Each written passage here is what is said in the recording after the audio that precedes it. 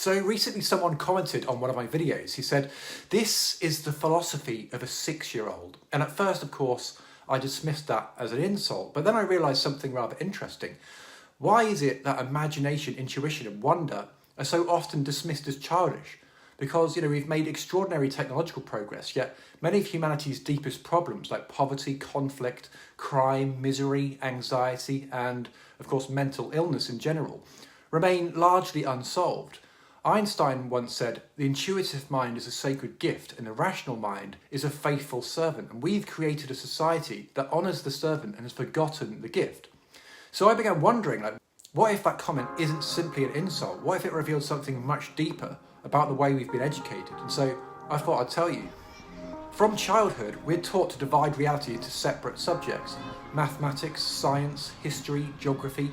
Each one exists in its own room, with its own exam, its own teacher, and its own definition of success.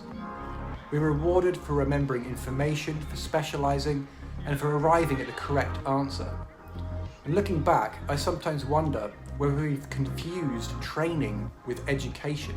Training teaches us what to think within an existing system, whereas education, at its best, teaches us how to think, how to question, and how to see the connections between seemingly unrelated ideas.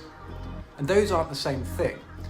The whole gradually disappears beneath the parts, and after enough years of this, we begin to mistake the map for reality itself, and anything that can't easily be measured, anything imaginative, symbolic or mystical, begins to feel childish, not necessarily because it is childish, but because we've been trained to distrust it.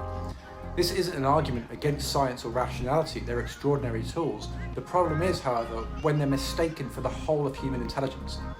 Because every scientific breakthrough begins as imagination, every invention begins as something that doesn't yet exist.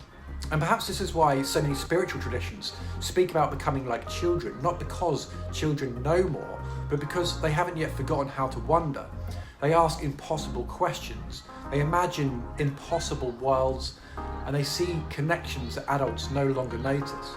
So maybe growing in consciousness isn't about becoming less childlike. Maybe it's about recovering something that education, society, and adulthood slowly taught us to leave behind.